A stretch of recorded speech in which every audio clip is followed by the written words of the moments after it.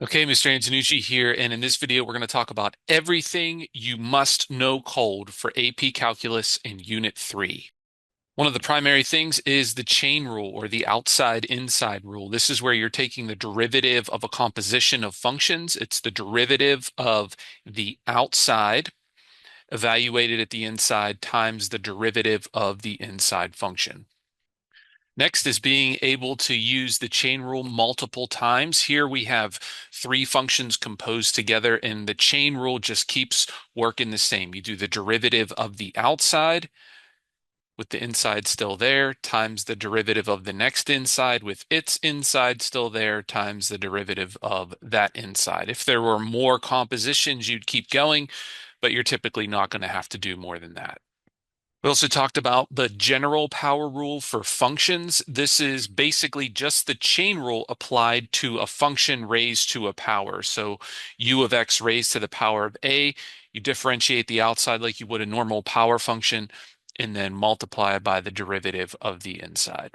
Since we know the chain rule, all our basic differentiation rules will also include a chain rule version. For example, e to the x. Well, if it's e to the u, then the derivative is e to the u times u prime, or u prime e to the u. Natural log is going to be u prime over u. And then you have the six trig functions, which are all going to be the same, except each one is multiplied by the derivative of u.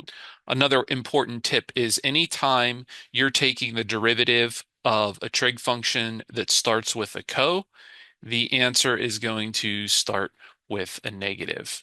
Another important concept is implicit differentiation.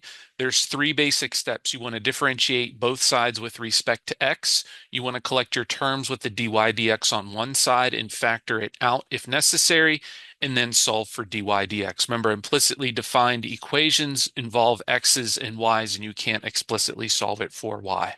Also, you have to be able to find the second derivative implicitly. So you would get the first derivative using the steps we just talked about. Then you differentiate a second time with respect to x, and that second derivative will often involve a dy dx in it. So third, you want to substitute what dy dx is in terms of x and y to get the entire second derivative in terms of x and y. Also, you need to know the rule for the derivative of inverse functions. So if f and g are inverse functions, then the derivative of f is equal to 1 over g prime of f of x. Moreover, if f contains the point a, b, then g will have the point b, a, and f prime of a is going to be equal to 1 over g prime of f of a, which can further simplify since their inverse functions f of a is equal to b, and this simplifies to 1 over g prime of b. Another important thing is the derivatives of the inverse trig functions. Here we have their chain rule components. The first line is the three basic sine, tangent, and secant. The second line are their cofunctions. I will point out that each of the cofunctions is the exact same as the other function, except it's just the opposite of it. Again, preserving that rule where if you are taking the derivative of a trig function that starts with a its answer starts with a negative. Also, we talked about the derivatives of exponential and logarithmic functions in general, not just base e. So if you have base a exponential function, so a to the x, or it's a to a function, the derivative is itself times the derivative of whatever the exponent is, whether it's x or a function, times natural log of whatever the base is. Also, if you're taking log base a of x or log base a of a function, the derivative is still going to be u prime over u, similar to natural log, except you're going to multiply by a factor of natural log of whatever the base was in the denominator there. And this is only valid if a is greater than 0 and not equal to 1.